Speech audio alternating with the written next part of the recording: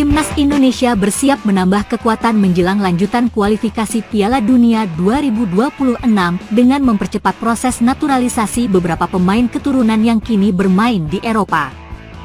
Pelatih anyar Alex Pastor, yang dikenal sebagai murid dari Jose Mourinho, juga mulai merancang pendekatan taktis yang lebih ofensif untuk skuad Garuda.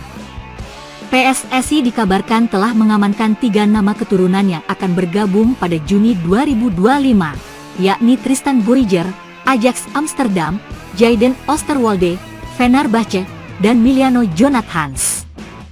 Ketiganya diyakini akan memperkukuh lini pertahanan dan tengah tim nasional. Awalnya, ketiga pemain tersebut ragu untuk membela Indonesia. Miliano lebih memilih fokus di klub, sementara Tristan masih berkutat dengan cedera. Namun seiring meningkatnya peluang Indonesia lolos ke Piala Dunia, mereka mulai terbuka dan antusias membela Garuda. Pemain keturunan lain masuk radar naturalisasi.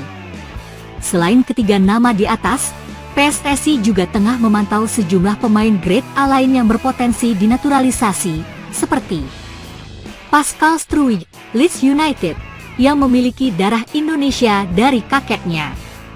Billion Manhoef, Stoke City, andalan di sektor sayap kiri. Jairo Riedewald, yang sempat tertunda debutnya karena kendala administratif, juga sedang dipercepat prosesnya. Di posisi penjaga gawang, stok pemain keturunan sudah dianggap cukup.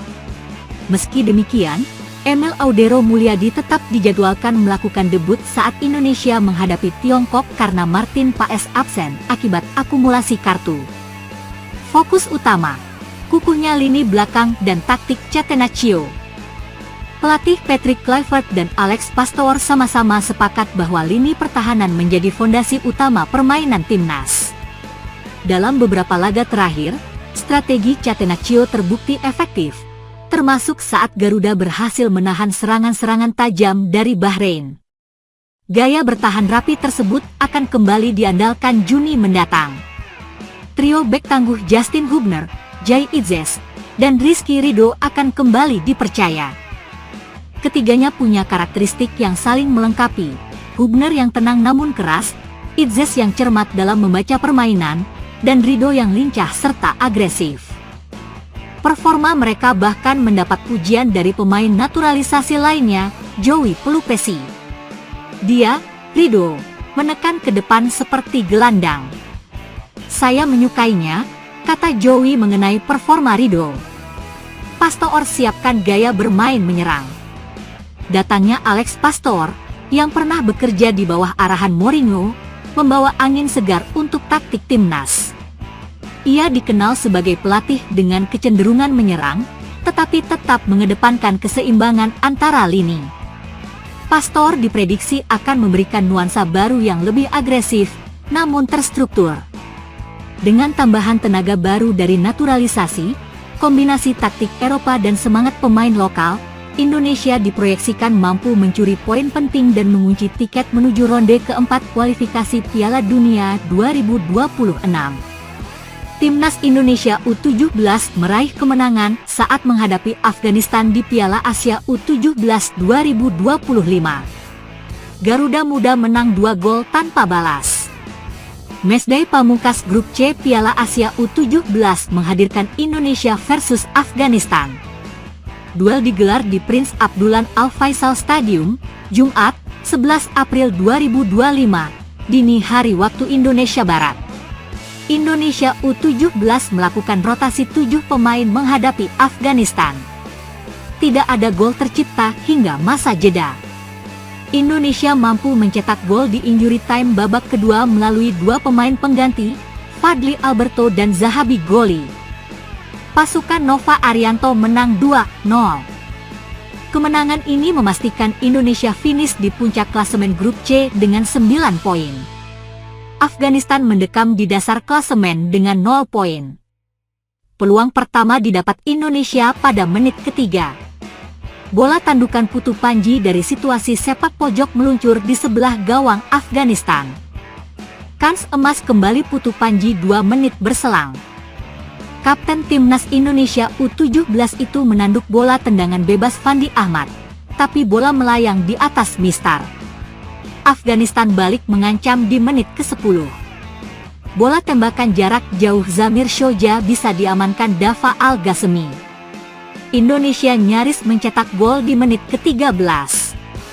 Bola sepakan keras Fandi Ahmad di kotak penalti masih meleset dari sasaran. Afghanistan berusaha melancarkan serangan-serangan dengan bola tembakan dari luar kotak penalti. Belum ada gol tercipta hingga babak pertama berakhir. Afghanistan hampir memecah kebuntuan di awal babak kedua. Bola sepakan on target Zamir Shoja bisa ditepis Dafa. Peluang emas kembali didapat Afghanistan pada menit ke-59.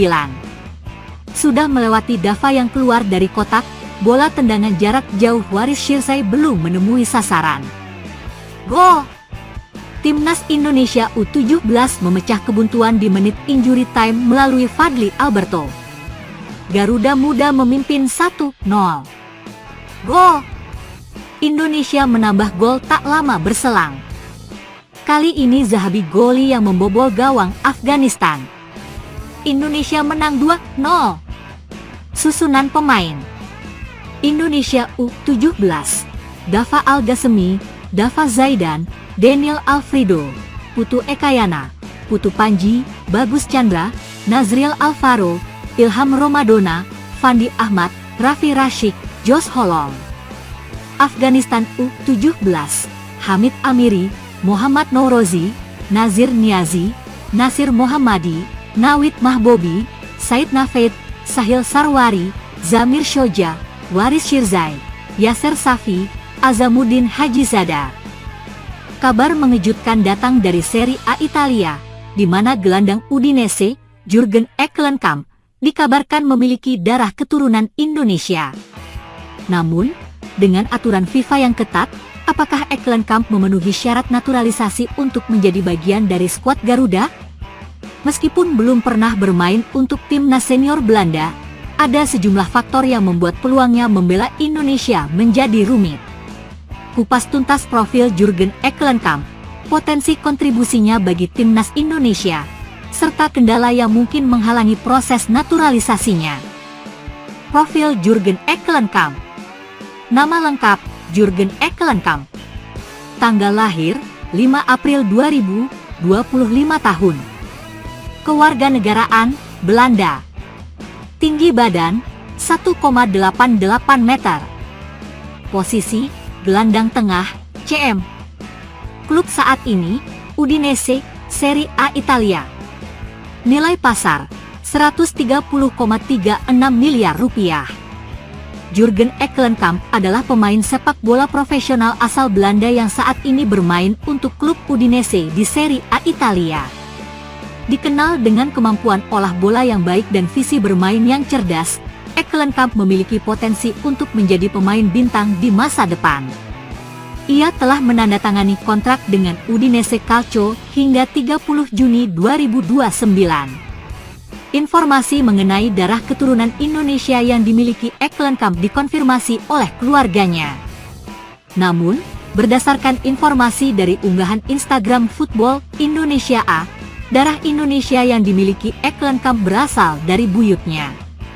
Hal ini menjadi masalah karena aturan FIFA terkait naturalisasi pemain dengan keturunan, yang biasanya mensyaratkan garis keturunan langsung, orang tua atau kakek nenek. Peluang membela timnas Indonesia. Meskipun memiliki darah Indonesia, peluang Jurgen Eklenkamp untuk membela timnas Garuda terbilang kecil. Berdasarkan aturan FIFA, pemain yang memiliki darah keturunan dari buyut tidak memenuhi syarat untuk dinaturalisasi dan membela timnas negara tersebut. Selain itu, Eklenkamp belum pernah bermain untuk timnas senior Belanda, sehingga tidak ada alasan kuat untuk memberinya pengecualian. Jika saja Jurgen Eklenkamp memenuhi syarat untuk membela timnas Indonesia, kehadirannya tentu akan memberikan dampak positif. Dengan pengalaman bermain di Serie A Italia, Eklenkamp dapat meningkatkan kualitas lini tengah Garuda. Kemampuan olah bola dan visi bermainnya akan sangat berguna dalam membangun serangan dan mengendalikan tempo permainan. Jurgen Eklenkamp adalah pemain muda berbakat dengan potensi besar. Sayangnya, meskipun memiliki darah Indonesia, aturan FIFA yang ketat membuat peluangnya membela timnas Garuda sangat kecil. Namun, kelanjutan kiprahnya tetap menarik untuk diikuti, mengingat betapa pentingnya mencari pemain-pemain berkualitas untuk memperkuat timnas Indonesia di kancah internasional.